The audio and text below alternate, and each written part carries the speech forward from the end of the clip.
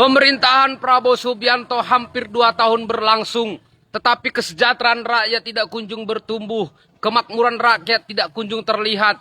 Janji-janji politik selalu diucapkan dengan bahasa-bahasa indah, tetapi semuanya itu tidak berdampak langsung pada kesejahteraan rakyat. Prabowo berkali-kali berpidato bahwa pemerintahannya sudah berada di jalan yang suci, tetapi itu semua bernilai kosong karena rakyat tidak merasakan apa-apa. Tidak boleh lagi rakyat ditipu oleh sebagian besar partai politik. Tidak boleh lagi para politisi itu memberi janji-janji kosong tanpa pembuktian yang real.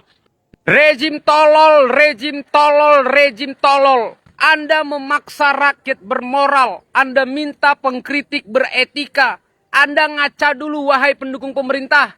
Prabowo Subianto itu ngomongnya kasar, nyinyir. Mereka marah karena kebijakan pemerintah tidak pernah pro pada rakyat miskin. Nggak usah ngomongin etika deh sama rakyat. Urus dulu moral pemerintah. Kepada kader-kader partai politik. Ya, yang ngomongin etika. Di mana Anda selama ini ketika rakyat menjerit? Benarkah Anda sebagai kader partai bersuara menyuarakan keresahan publik? Yang di otak Anda apa? Kekuasaan. Ini adalah cerita lucu wawancara merdeka.com dengan Prabowo pada tahun 2017. Beliau mengatakan ada cerita lucu Prabowo masuk tentara karena takut matematika. Nah, itu pengakuannya Pak Prabowo. Dan kini kita paham kenapa 10 ditambah 6 menjadi 17. Karena memang beliau sendiri ngaku tidak bisa matematika makanya masuk tentara. Dan ini sebenarnya mengatakan bahwa orang yang masuk tentara itu adalah karena bodoh matematika, kata beliau. Waduh, 2 figur pejabat pembantu presiden dikirim paksa keluar kampus oleh mahasiswa UGM. Padahal diskusi sedang berlangsung. Suasana panas tidak terkendali. Umumnya mahasiswa peserta diskusi nampaknya murka besar terhadap 2 figur pejabat itu. Sehingga mereka berdiri minta kedua orang ini meninggalkan ruangan. Mahasiswa tidak mau berdialog lagi.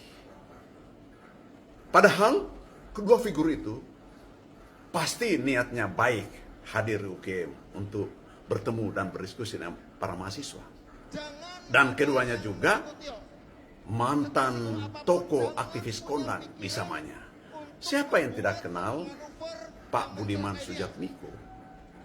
Bahkan yang bersangkutan, kalau saya tidak salah, juga alumni UGM. Siapa yang tidak kenal dengan Pak Nusron Wahid?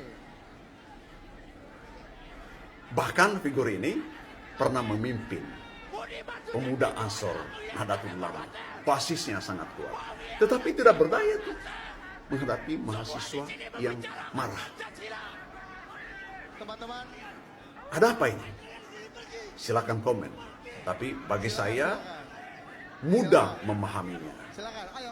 Pertama, peristiwa itu merupakan ekspresi dari sikap mahasiswa pada umumnya di Indonesia, bahkan barangkali juga sikap sebagian besar masyarakat kita yang tidak suka melihat watak negara yang cenderung arogan dan otoriter.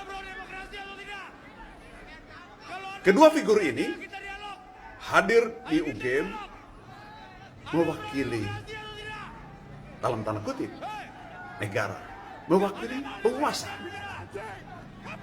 Dan penguasa sudah bersikap tidak mau berubah, tidak mau menerima lagi apa yang diharapkan oleh masyarakat atau sebagian masyarakat dan mahasiswa. Sehingga pada saat hadir di situ dengan tidak mau melakukan perubahan sikap atau kebijakan, dianggap tiada gunanya oleh para mahasiswa. Sederhana kan? Ambil contoh misalnya, minggu lalu demonstrasi mahasiswa di Jakarta. Ada 5 tuntutan mereka. Antara lain, tiadakan pemborosan uang negara. Stop proyek MBG. Stop proyek Operasi Desa Merah Putih. Dan 2 lainnya. Pemborosan uang negara ada juga di dalam MBG. Nanti saya jelaskan. Tetapi apa respon dari pihak istana? MBG tidak akan di-stop. Koperasi Desa Merah Putih tidak akan di-stop. Dan pemborosan dipertanyakan barangkali apa atau di mana pemborosan negara itu. Ini artinya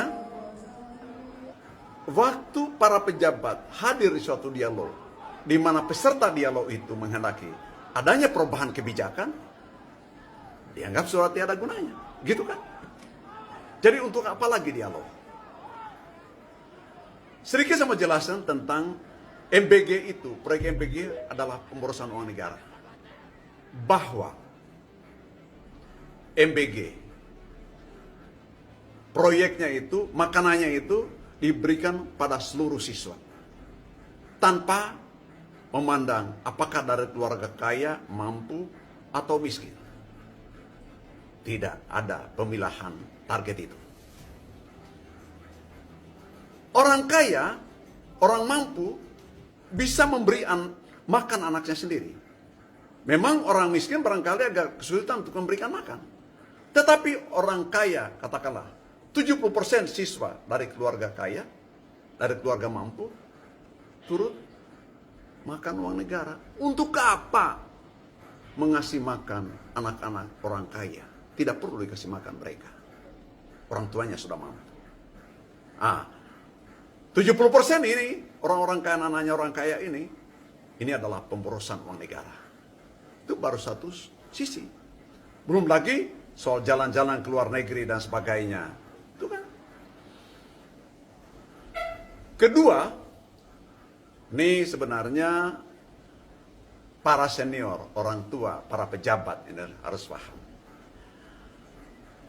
Kalau hadir di suatu tempat, jangan merasa diri sebagai tokoh di tengah orang-orang yang mempersoalkan posisi negara sekarang ini, atau kebijakan negara sekarang ini, atau sikap penguasa sekarang ini. Ini pasti akan ada resistensi, pasti ada ekspresi kemarahan, dimanapun Anda berada. Jadi jangan merasa sebagai tokoh, sebagai orang pintar, sebagai pejabat, menganggap diri, wah, saya pasti diterima di sana. Apa yang saya katakan pasti diikuti oleh para mahasiswa dan sebagainya. Tidak seperti itu suasananya. Jadi ini kesalahan kita juga membaca dan membawa diri di tengah komunitas yang resisten terhadap kekuasaan sekarang ini. 39 miliar 200 juta lebih anggaran yang dibuat oleh Badan Gizi Nasional untuk agitasi propaganda, membayar para buzzer, seakan-akan program MBG itu adalah program yang sukses diterima di masyarakat. Faktanya, program MBG itu telah membuat keracunan lebih dari 38.000 siswa.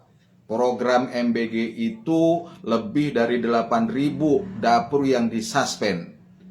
Akibat dari itu semua, maka kemudian Prabowo Subianto sebagai presiden memberhentikan Kepala Badan Gizi Nasional Dadan Hindayana, Wakil Kepala Badan Gizi Nasional Sony Sonjaya, dan Lodwig Pusum. Mereka diberhentikan dalam proses masa jabatan. Dan faktanya hari ini Kejaksaan Agung menggeledah kantor Badan Gizi Nasional. Mari kita teriak bersama bahwa sesungguhnya makan siang se-Indonesia ini manfaatnya sangat kecil bagi rakyat Indonesia. Kita harus teriakan bahwa MBG nyata-nyata adalah sarang korupsi. Presiden Prabowo Subianto tidak hanya sekedar memberhentikan para petinggi BGN, tapi kemudian menghentikan program makan siang ini. Rakyat harus teriak bersama-sama, karena jenis Prabowo Subianto adalah orang yang tidak mau mendengarkan kecuali berdasarkan desakan masyarakat yang sangat kuat. Teruskan perjuangan ini, jangan bakar uang rakyat Indonesia.